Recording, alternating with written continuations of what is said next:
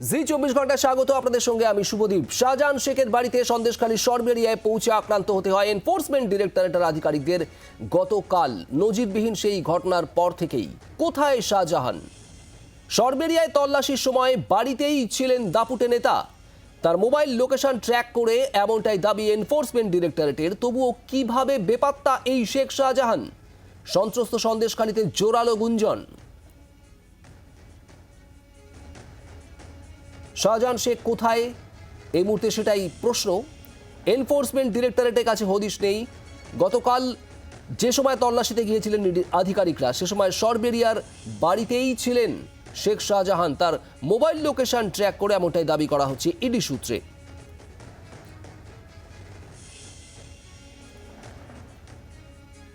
বাড়িতে ঢোকার চেষ্টা করেন এনফোর্সমেন্ট ডিরেক্টরেটের আধিকারিকরা। তালা ভাঙার চেষ্টা করে সিআরপিএফ এবং তারপরেই জড়ো হয়ে যায় শেখ শাহজাহানের অনুগামীরা। বিপুল সংখ্যায় সেই অনুগামীরা জড়ো হয় এবং তারপরে এই পরিস্থিতি ক্রমশ উত্তপ্ত হতে শুরু করে। ইডি আধিকারিকদের উপর, নিরাপত্তা বাহিনীর উপর চড়াও হয় শেখ শাহজাহানের অনুগামীরা। আহত হন একের পর এক ইডি আধিকারিক। 4 জন ইডি আধিকারিক গুরুতর আহত হন। মাথা ফাটে 3 ইডি আধিকারিকের। এলাকা থেকে কোনো মতে বেরিয়ে আসতে পারেন ইডি আধিকারিকরা। আর সেই ঘটনার পর শোরগোল পড়ে যায় গোটা বাংলা, গোটা দেশে। কিন্তু তারপর থেকেই শেখ শাহজাহানের কোনো হদিশ নেই। শেখ শাহজাহান কোথায়, এটাই এই মুহূর্তের সব থেকে বড় প্রশ্ন।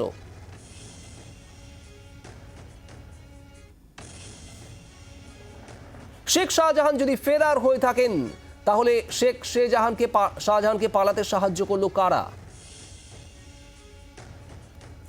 এটাই ভাবাচ্ছে ইডি আধিকারিকদের।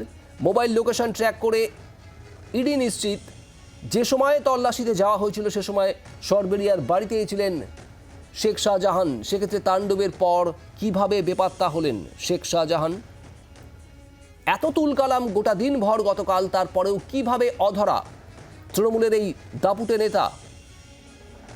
রাত পর্যন্ত বাড়িতে আলো ছিল।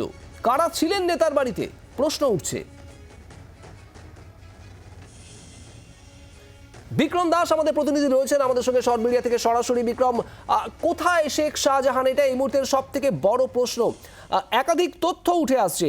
মোবাইল টাওয়ার লোকেশন ট্র্যাক করে ইডি তরফে যেটা বলা হচ্ছে, যে দাবি করা হচ্ছে যে সেই সময় বাড়িতেই ছিলেন শেখ শাহজাহান। আর কি কি জানা যাচ্ছে এখনো পর্যন্ত? দেখো, এটাই সব থেকে বড় প্রশ্ন যে শেখ শাহজাহান যে এই গোটা ঘটনার অন্যতম নায়ক, সে এই মুহূর্তে কোথায় রয়েছে। তার কারণ তোমাকে যেটা জানাবো, এনফোর্সমেন্ট ডিরেক্টরেট যেটা দাবি করছে যে গতকাল সকালবেলা যখন তারা এসছিলেন এই বাড়িতে, যেখানে এই মুহূর্তে আমি দাঁড়িয়ে আছি, তার আগে থেকেই কিন্তু শেখ শাহজাহান সে এই বাড়িতেই রয়েছে। মোবাইল টাওয়ার লোকেশন তার একাধিক মোবাইলের খতিয়ে রেখে নিশ্চিত হয়ে ইডি আধিকারিকরা জানতো যে তিনি এখানে রয়েছেন, তার ভিত্তিতে এখানে আসেন।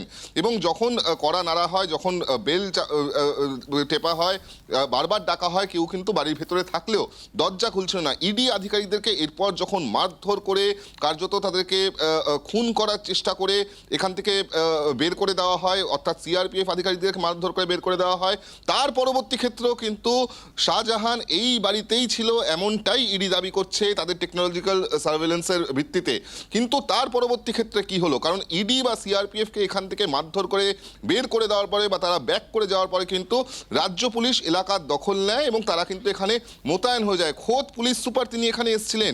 কিন্তু তার পরবর্তী ক্ষেত্রে শাহজাহান বা তার পরিবারের সদস্য তারা কোথায় গেলেন? তারা তো বেপাত্তা। কারণ রাতারাতি দেখা যাচ্ছে যে এই যে পরপর আমরা অট্টালিকার বাড়িগুলো দেখতে পাচ্ছি, মূলত কয়েক বিঘা জমির ওপরে যে বাড়িগুলো রয়েছে সেই বাড়িতে একজনও মানুষ নেই। সমস্ত পরিবারের সদস্যরা এবং শেখ শাহজাহান তারা কিন্তু বেপাত্তা এই মুহূর্তে। পুলিশি নজরদারির মধ্যে, যেখানে বাইরেই পুলিশের পিকেট রয়েছে, এত বড় ঘটনা ঘটে গেল, রাজ্য পুলিশের ডিপ্লয়মেন্ট থাকা সত্ত্বেও কোথায় গেলেন শাহজাহান বা তার পরিবারের সদস্যরা?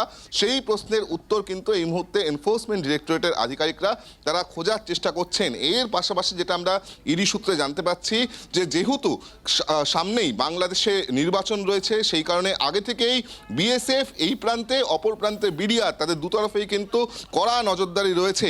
গতকাল যেটা ইডি নিজেদের সূত্র মারফত জানতে পেরেছে যে এখান থেকে পালানোর পর শাহজাহান সে কিন্তু বেআইনিভাবে বর্ডার ক্রস করে বাংলাদেশ পালিয়ে যাওয়ার চেষ্টা করছিল, কারণ বাংলাদেশে তার এখনও প্রচুর আত্মীয় রয়েছে, প্রচুর প্রপার্টি রয়েছে, এবং সেখানেই কিন্তু যেটা ইডি সূত্রের খবর যে যেহেতু আগে থেকেই কড়াকড়ি রয়েছে, বিডিআর এবং বিএসএফের তরফ থেকেই কড়াকড়ি রাখা হয়েছে, একই সঙ্গে ইডির তরফ থেকে বিএসএফকে অ্যালার্ট করা হয়েছে, কারণ তারা মনে করছিলেন যে এই শাহজাহান সে কিন্তু পালিয়ে যেতে পারে বাংলাদেশে। সেই কারণে তার বিরুদ্ধে এবং তার পরিবারের সদস্যদের বিরুদ্ধে লুকআউট সার্কুলার আগে থেকেই জারি করেছে, গতকালই জারি করে দেওয়া হয়েছে ইডির তরফ থেকে, যাতে কোনো রকমভাবে কোনো সিপোর্ট বা কোনো এয়ারপোর্ট ব্যবহার সে না করতে পারে, কিন্তু বেআইনিভাবে যদি সে যেতে চায় সেখানেও কিন্তু বিএসএফকে অ্যালার্ট করা হয়েছে। এবং যেটা ইডি আপাততভাবে জানাচ্ছে বা ইডি যেটা মনে করছে যে শাহজাহান গতকাল একাধিকবার চেষ্টা করলেও সে কিন্তু দেশ ছাড়তে পারেনি, সে কিন্তু বর্ডার টপকে বাংলাদেশ যেতে পারেনি এই কড়াকড়ির জন্য।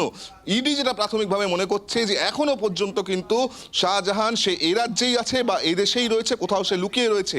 সেই জায়গায় দাঁড়িয়ে এনফোর্সমেন্ট ডিরেক্টরেটের তরফ থেকে তারা সেন্ট্রাল আইবির সঙ্গে যোগাযোগ রেখে চলেছে, তাদের হেল্প নিচ্ছে, তাদের সাহায্য নিচ্ছে যে কোথায় রয়েছে এই মুহূর্তে শাহজাহান এবং তার পরিবারের সদস্যরা যারা এই গোটা ঘটনায় গতকাল যুক্ত ছিলেন, তাকে খুঁজে বার করার জন্য কিন্তু এই মুহূর্তে ইডি অফিসিয়ালসরাও চেষ্টা করছে। অপরদিকে জানিয়ে রাখবো যে রাজ্য পুলিশের তরফ থেকেও 3টি এফআইআর করা হয়েছে এই গোটা ঘটনাকে কেন্দ্র করে। প্রথম এফআইআরটি হলো শতপ্রণোদিত এফআইআর, সুমোটো এফআইআর, যেখানে মূলত ইডি অফিসারদের উপরে যে হামলা হয়েছে বা সংবাদ মাধ্যমের উপরে যে হামলা হয়েছে তার ভিত্তিতে একটি এফআইআর করা হয়েছে। দ্বিতীয় এফআইআরটি করা হয়েছে যে ইডি যে নির্দিষ্টভাবে লিখিত অভিযোগ করেছে শাহজাহানের বিরুদ্ধে, শাহজাহান এবং তার পরিবারের সদস্য থেকে শুরু করে তার অ্যাসোসিয়েটদের বিরুদ্ধে এই এফআইআরটি করা হয়েছে ইডির অভিযোগের ভিত্তিতে। কিন্তু তৃতীয় এফআইআরটি অত্যন্ত ইন্টারেস্টিং, যেখানে কিন্তু শাহজাহানের কেয়ারটেকারের অভিযোগের ভিত্তিতে, পরিবারের সদস্যদের অভিযোগের ভিত্তিতে খোদ ইডি অফিসারদের বিরুদ্ধেই মামলা করেছে রাজ্য পুলিশের আধিকারিকরা। 3টে মামলা শুরু করলো, এখনো পর্যন্ত গ্রেফতারির সংখ্যা শূন্য। বেশ কয়েকজনকে আটক করে আরেকটু জানতে চাইবো যে তুমি যেমনটা বলছিলে যে গতকাল পুলিশ পুরো এলাকা টহল দিয়েছে, গতকালের ব্যাপক ঝামেলার পর থেকেই সেখানে পুলিশ সুপার নিজে এসেছিলেন, কিন্তু তারপর থেকেই শেখ শাহজাহান তার পরিবারের লোকজনদের কোনো খোঁজ নেই। সেক্ষেত্রে নেজার থানার পুলিশ, স্থানীয় পুলিশ, তাদের কোনো বক্তব্য কি রয়েছে যে কিভাবে শেখ শাহজাহান সপরিবারে বেপাত্তা হয়ে গেল? দেখো, পুলিশ কিন্তু এই বিষয় নিয়ে মুখে কুলু পেটেছে, তার কারণ তোমাকে জানিয়ে রাখবো, কারণ গোটা ঘটনায় ইডি কালকে স্পষ্টত প্রেস বিজ্ঞপ্তি দিয়ে জানিয়ে দিয়েছিল যে এনফোর্সমেন্ট ডিরেক্টরেটের আধিকারিকরা যখন এই বাড়িতে তল্লাশি অভিযান চালাতে আসেন সেই সময় শাহজাহান উপস্থিত ছিল। তার প্ররোচনায় কিন্তু এই তার অনুগামীরা বা তার কর্মীরা তারা ইডি এবং সিআরপিএফ উপরে হামলা চালিয়েছিল। কিন্তু তারপরে তো রাজ্য পুলিশের আধিকারিকরা এই জায়গায় এসে দখল নেয়, তারা কিন্তু এই জায়গাটাকে ঘিরে নেয় এবং তারা এখানে পিকেটিং পর্যন্ত করে। রাজ্য পুলিশের পিকেটিং থাকা সত্ত্বেও, তাদের ডিপ্লয়মেন্ট থাকা সত্ত্বেও কিভাবে শাহজাহান এবং তার পরিবারের সদস্যরা বেপাত্তা হয়ে গেলেন, এই প্রশ্ন কিন্তু এনফোর্সমেন্ট ডিরেক্টরেটের আধিকারিকরা তুলছেন। এবং সেক্ষেত্রে শাহজাহানের এই বেপাত্তা বা পালিয়ে যাওয়ার নেপথ্যে কাদের সাহায্য ছিল, কারা প্রত্যক্ষ বা পরোক্ষভাবে সাহায্য করেছেন, সেটাও কিন্তু এনফোর্সমেন্ট ডিরেক্টরেটের আধিকারিকরা খতিয়ে দেখছেন, এমনটি আমরা ইডি সূত্রে জানতে পারছি। বাংলার আওয়াজ, বাঙালির আবেগ, জি 24 ঘন্টা।